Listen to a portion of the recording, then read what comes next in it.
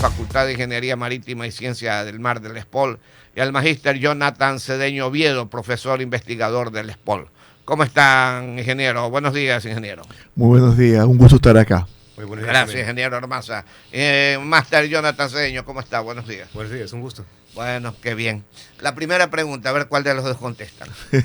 ¿Qué hay de verdad de que esto medio termine estas lluvias fuertes y viene inmediatamente el Niño con mucha más fuerza y que quedaría y llovería hasta el mes de julio? Ingeniero Ormaza, y después usted, ingeniero Cedeño. Bueno, sí, es importante anotar que se está posiblemente, digo posiblemente porque en ciencia siempre queda la posibilidad, un fenómeno del Niño, pero en el Pacífico Central. En el Pacífico Central. Ya. Me refiero a 8.000 kilómetros más o menos de aquí al oeste. Se gesta ya, se va gestando. Esa gestación, si se da, tomará algunos meses. Y los efectos, si se da el Niño allá, y los efectos se comenzarían a sentir acá en noviembre, diciembre, todo el invierno. Si se da, nadie sabe la intensidad, todavía no está corroborado que se va a dar, todo indica que se va a dar, pero hay que esperar, hay que esperar. Ok, ingeniero Ormaza, usted como investigador, máster Cedeño. Hay algunos factores que, digamos, predisponen a que nosotros estemos ya en alerta ante la probable presencia de un evento del Niño. El primero de ellos es el calentamiento en las costas del Ecuador que hemos observado durante el mes de febrero y más recientemente durante el mes de marzo. Ahorita está haciendo hasta 28 grados y 29 grados fuera de la costa.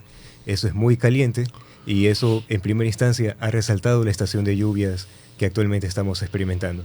Y el segundo factor es que muchos de los modelos favorecen la ocurrencia de un evento del Niño para el segundo semestre del año, tal como lo ha mencionado Franklin, el comité ERFEN, que es el estudio regional del fenómeno del Niño, y ese tipo de eventos típicamente favorecen un inicio más temprano de la estación de lluvias. Es por eso de que se habla de que el impacto podría verse en noviembre, en diciembre, con un adelanto de las lluvias, pero pues todavía faltan algunos meses para ello. Hay un margen para prepararnos y también para ir confirmando estos pronósticos y las salidas de los modelos respectivos. Ya, en todo caso, si normalmente están las cosas, si no tenemos el fenómeno, ese fenómeno que se nos viene, ¿estas lluvias cuándo terminarían? Bueno, creo que Jonathan está trabajando muy cerca con el INAME, quizás él dé una cifra, un lapso más real. Jonathan, dale. Justamente por el gran calentamiento oceánico que se está teniendo y la inestabilidad de la atmósfera, también tenemos el hecho de que la zona de convergencia intertropical, que estacionalmente es la que provee de lluvias para la región del Ecuador, hace su tránsito por estos meses. Con estas condiciones podría retrasar también su vida hacia el norte y estaríamos esperando de que el fin de la estación de lluvia se alargue un poco. Típicamente acaba a finales de abril, a comienzos de mayo, y con estas condiciones podría terminar a finales de mayo más bien. A finales de mayo. ¿Qué hay de verdad de ese adagio que los abuelos decían toda la vida? Abril aguas mil. Ajá. Sí, se va a dar. Se va a dar y esto va a ser bastante cierto para este año. Y va a estar fuerte porque parece que el tránsito de la zona de convergencia, que es donde se produce la lluvia, va a estar lento, luce lento ahora. Entonces se va a quedar, ahorita tenemos la zona de convergencia, la tenemos sobre el Golfo de Guayaquil. Ahí es suponer que va a ir avanzando hacia el norte, Manabí, Esmeralda, hasta que se va. Ahora, ¿qué tiempo pasa en ese tránsito? Como dice Jonathan, puede durar tranquilamente hasta mayo. Vamos a ver, pero abril aguas mil, está muy bien dicho el adagio, y tiene una connotación científica. O sea, es científico el adagio. Sí, ¿por qué? Por lo que acabo de decir, porque siempre en abril la zona de convergencia comienza a subir de sur a norte, ¿no? Y toma aproximadamente un mes. Y en promedio, estadísticamente, el mes de abril de lo que se conoce es el de mayor cantidad de lluvias. Marzo es el mes de más lluvias. Pero abril siempre, como es ya uno de los últimos meses de la estación lluviosa, es más inestable. Dependiendo de las condiciones, puede llover mucho, como puede llover regularmente, pero igual por el moto también, pues abril aguas mil siempre se lo conoce. A ver, un detalle. Ustedes están hablando de que el periodo, la etapa invernal se prolongue hasta fines de mayo, muy probablemente. El nivel de intensidad de lluvias que vamos a tener, ¿van a estar relacionadas, similares a la que vivimos la semana pasada aquí en la ciudad de Guayaquil?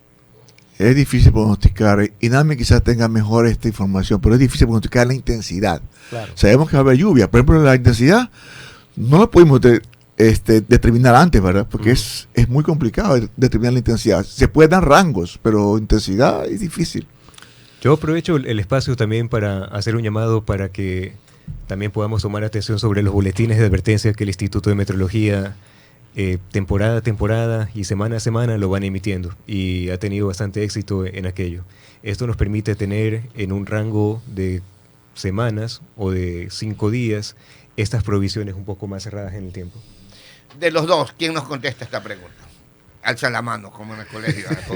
¿Quién sabe la respuesta? ¿Quién sabe la respuesta? 18 para las 8, 18 para las 8. Se ha dado una serie de hechos, como el caso de aguas altas, ¿no es cierto? En el momento en que la marea es alta. Ha llovido torrencialmente en Guayaquil y realmente ha habido inundaciones que por lo menos no se han dado. En el malecón siempre se inundaba, yo me acuerdo Siempre, que el malecón siempre. se inundaba. Ajá. No nos llamaba la atención.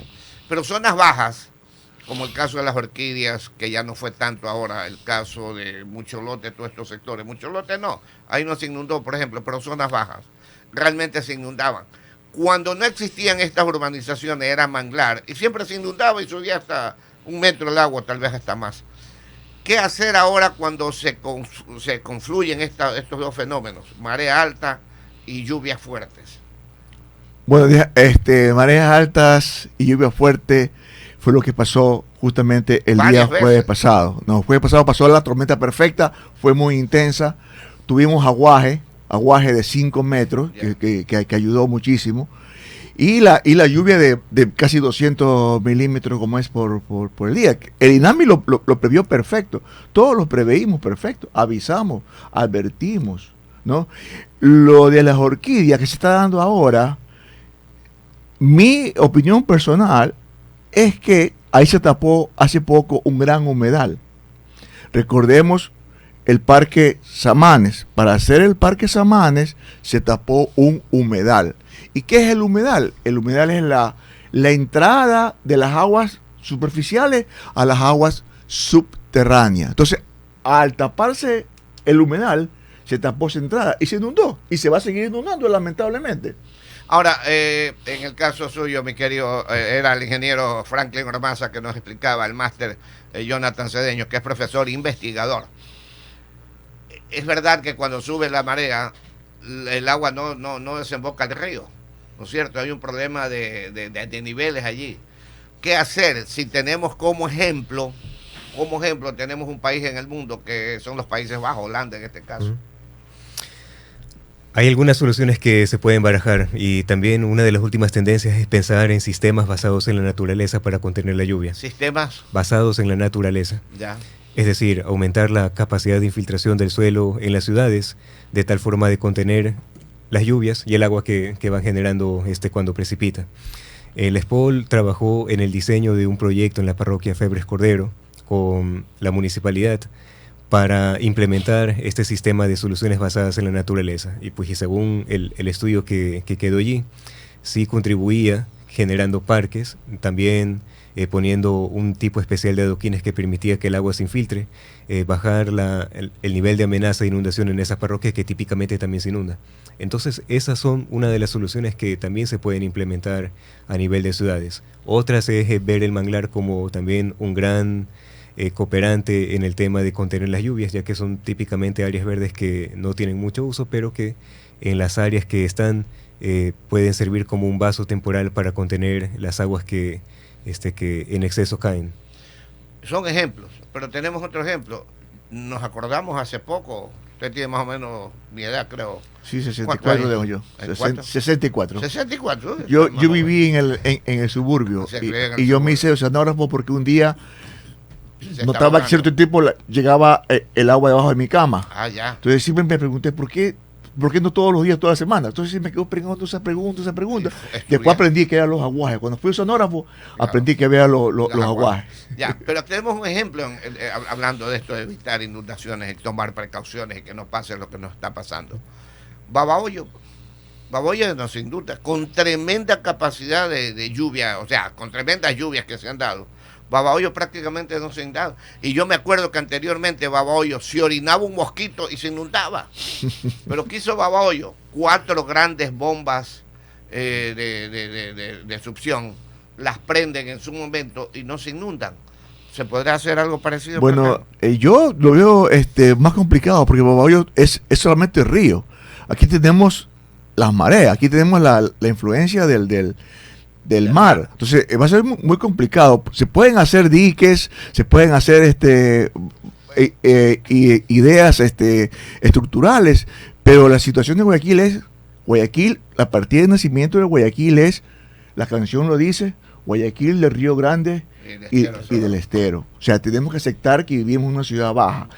Claro, hay que mejorar muchas cosas, hay que mejorar a la gente, hay que mejorar la actitud de la gente de vivir en Guayaquil, que tenemos que mantener limpia la ciudad, que no tenemos que taparla esta. Sabemos que hay deficiencia, porque hay deficiencia en el sistema alcantarillado, lo hay porque lo hay, ¿no?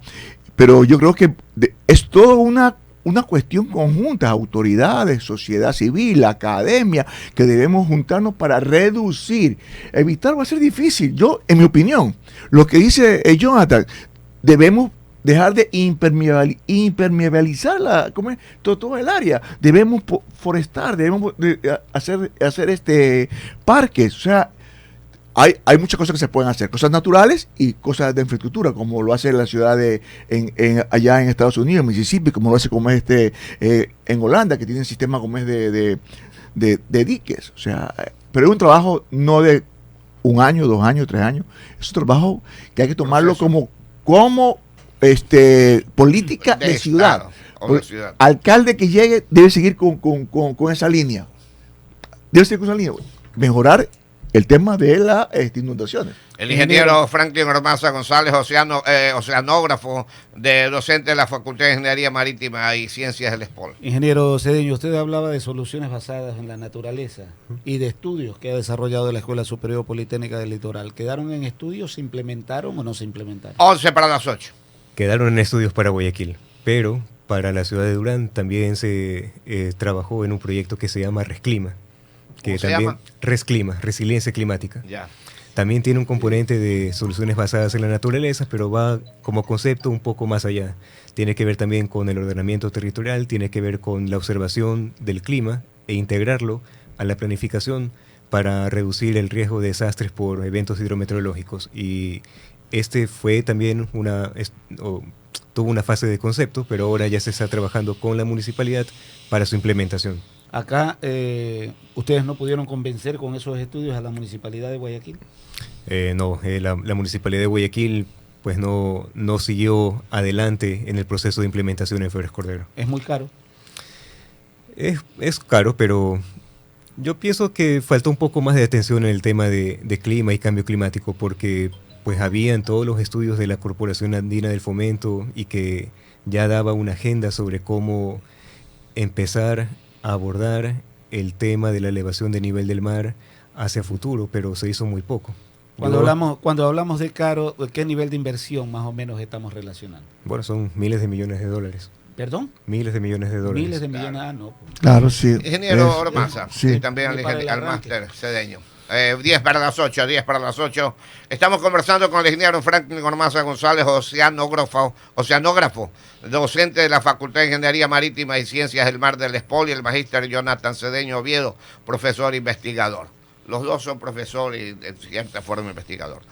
Tenemos nosotros, por lo menos en Guayaquil, un historial fluvial que podamos decir en el año 30 subió el agua hasta tanto, y por qué subió el agua hasta allí. En el siglo XXI el agua nos está subiendo 30 centímetros. ¿Y por qué nos está subiendo 30 centímetros? Con ese historial los municipios deberían de haber obligado a las nuevas ciudadelas en la mínima altura que deberían de tener para no sufrir estos problemas. seguro que debe haber, yo no los he encontrado, pero sé que hay desde un tiempo atrás, no tan atrás, no de los 20, no de los 30, pero quizás a partir de los 70 debe haber. Yo no los he encontrado, debe haber. Por eso cuando a mí me hablan del cambio climático en Guayaquil, mientras yo soy científico, mientras no me hagan a mí la evidencia, los datos, yo digo, no sé, no puede ser, no creo. No hay evidencia de cambio climático aquí que me diga que ha subido, como usted bien anota, 10 centímetros, 15 centímetros. No hay. Yo no lo conozco. ¿No? Los científicos no podemos conocer todo a veces. Pero es evidente que en el mundo entero hay un incremento del nivel del mar. Yo recuerdo que en 1985, cuando estaba haciendo el doctorado en Inglaterra, salió la noticia de que Guayaquil se iba a inundar para el 2000. Estamos en 2023. Sí, nos inundamos porque no hay lluvia. Pero, y la manera que ocurrió fue la marea que ocurrió, que es extraordinaria, de 5 metros y más en la ría Guaya. Fue lo que hizo como es todo este drama, pero es difícil decirlo. Y yo como científico le repito, mientras no tenga la evidencia, el dato, el estudio, no podría aceptar. Pero hay años que dentro de los que nosotros hemos vivido, 7:52, 8 para las 8, que es el problema la isla esta que se ha formado, de toda la arcilla que llega al palmar, y que realmente eso ayuda también a la inundación. Sí, pero no es una... mire, si hubieran hecho el dragado, es mi opinión otra vez, si hubieran hecho el dragado, sí, ayudaría, pero no lo notaríamos. No, la fuerza fue demasiado ahora. Sí. Mire, el problema está en el uso de suelo. El uso de suelo. Ningún municipio, no solamente Guayaquil, ningún municipio hace buen uso del suelo. Dejan construir en las laderas, dejan construir en los cauces. Lo que acaba de pasar en el Auxil. Lo de Auxil, por ejemplo. Y por último, me disculpan, pero mucha gente no atiende. ¿Qué hacía Guayaquil entero paseando en el malecón la semana pasada? Porque parecía que era un paseo. Con 8 de la noche, o sea, no eran 4 de la tarde. Y estaba la gente advertida, pues. ¿O no? Habíamos advertido. Jonathan advirtió, yo advertí, la esposa advirtió, todo el mundo advirtió, el INAI mandó boletín sobre el boletín, pero la gente parece que, no sé, creo que tenemos que hacer más trabajo social también, muy importante para el tema de esto. No le podemos decir a la autoridad, usted es responsable. Sí, es responsable, pero nosotros somos responsables. Hablando de historia. ¿Qué nivel de aciertos tienen ustedes cuando previenen sobre estas circunstancias? 6 y las 8. ¿Ah? Porque claro, no, ¿sabes qué es lo que ocurre? Esto es más o menos como el gobierno central, a veces no se les cree. Porque, por ejemplo, anticipan lluvias y no se dan las lluvias. También hay que observar ese pequeño detalle. Yo aquí leo todos los días, por ejemplo, temperatura máxima, temperatura con la que amanecemos, probabilidad de lluvia, y créame, no sé, a lo mejor los portales no son los adecuados. Probabilidad de lluvia. 80% a la 1 de la tarde, y resulta que a la 1 de la tarde tenemos un sol pero recontra súper intenso y no llueve a la 1, no llueve a las 2, no llueve a las 3, llueve a las 8. Yo creo que debe haber una educación científica o técnica a la sociedad. Hacerle entender que no que vamos a decir que si llueve ahorita puede llover, siempre decimos puede, el verbo poder, podría, sí o probabilístico. No, sí. Mire, hay un famoso caso, esto es famoso porque es del Centro Meteorológico de Inglaterra, 1987, septiembre 1987. Ahí dan los reportes meteorológicos prácticamente cada hora en la televisión, en la BBC. A las 12 del día, el más famoso de los meteorólogos daba como es la previsión ese día. Septiembre creo que era 12, 13. Yo estaba allá. Y me gustaba seguir. Dijo, miren, hoy día va a ser un sol maravilloso, vamos a tener una noche estrellada, mañana será igualmente maravilloso. Al terminar esta cuestión, a las 12 del día, dice, pero hoy día me llamó una dama francesa y me dijo que íbamos a tener un fuerte diluvio y viento, porque en 1970 y tanto, cuando la Armada invadió a Inglaterra, pasó lo que pasó. Septiembre, y entonces la historia fue eso. Bueno, hay ese registro histórico. Y esa noche Inglaterra casi sale volando de la isla donde está. Esa noche.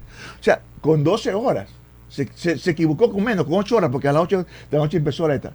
La BBC, que es el mayor, O sea, y el más antiguo ¿por qué? centro meteorológico. La dama fue la que acertó. La dama, una dama que lo llamó desde Francia. Ya. Es famoso. Ustedes pueden ir a los registros y es famoso. Le comento ahora, nosotros lo comentamos aquí, un Perdón que amigo me tome. que lee mucho pescadores Ajá. y que usan el almanaque Bristol. Ajá. Ese almanaque no se equivoca.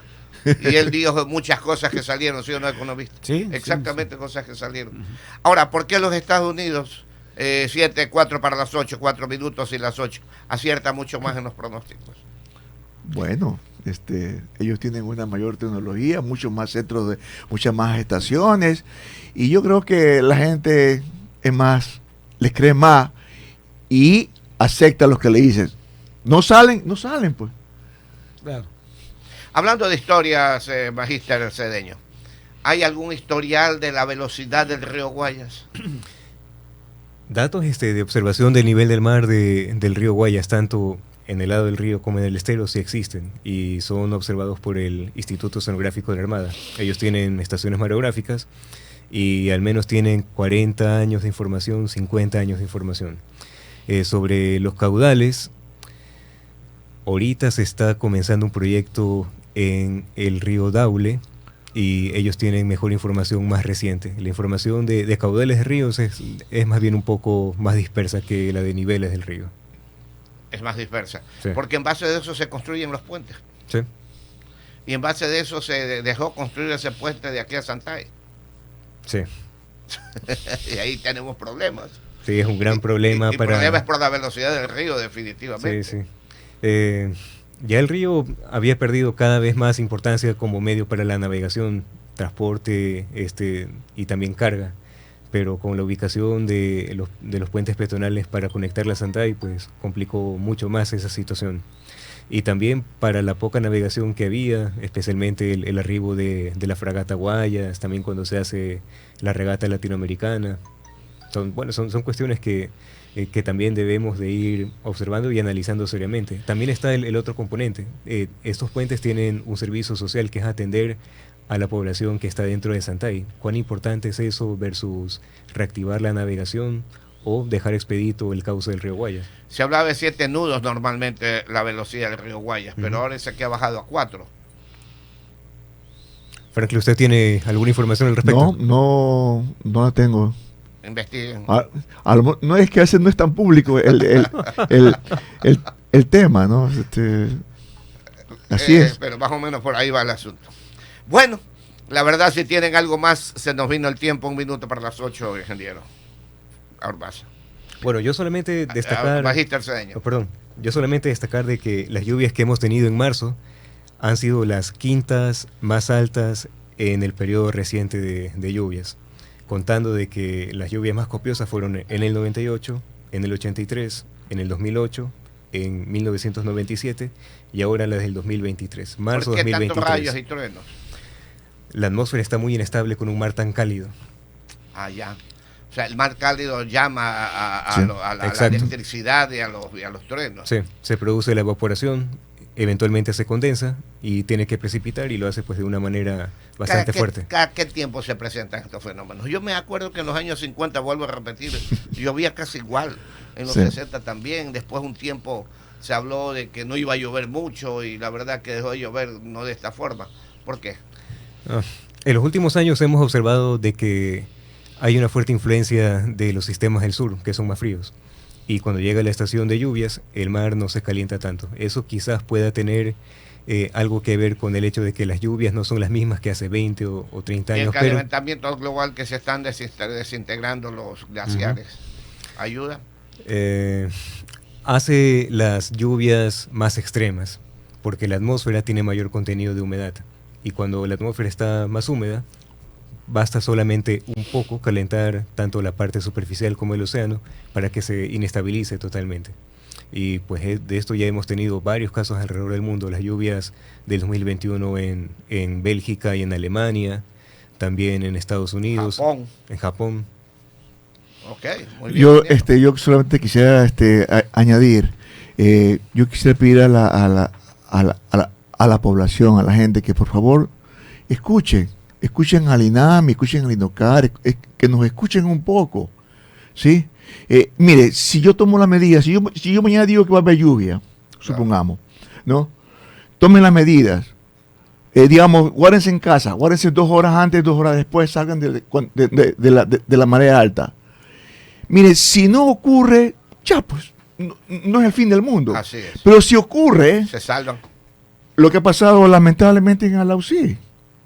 O sea, no se escuchó totalmente a la parte técnica. ¿Verdad? Escúchenos. Creo que hacemos un esfuerzo por hallar la verdad. A veces le acertamos, a veces no acertamos. Hay un ejemplo. Hace tiempo se viene hablando del cerro Las Cabras de Durán. Sí, de que en señor. algún momento va a haber un problema grave. Y sí, y más han invadido. Entonces, Así es. cuando esto realmente llegue a tener algún problema. Pero yo me acuerdo que hace 20 años se viene hablando del cerro Las Cabras. Todavía no se viene abajo. Por algún momento podrá ser, porque algo dicen los estudios. Ok, ingeniero Franklin Ormaza y al oceanógrafo y al magíster Jonathan Cedeño, profesor investigador del SPOL. Se despide el ingeniero Ormaza. Muchas gracias por tenernos acá y estamos a las órdenes como siempre. Y lo vamos a molestar, porque esto es importantísimo, magíster Cedeño también. Muchas gracias. A las órdenes desde la Facultad de Marítima y Ciencias del Mar de la SPOL. Ok, muchas gracias. ¿Qué le pareció, economista? Que hay que escuchar a los que saben. Sí, pero lógico, y más que todo en los aguas, como para bañarse, agua.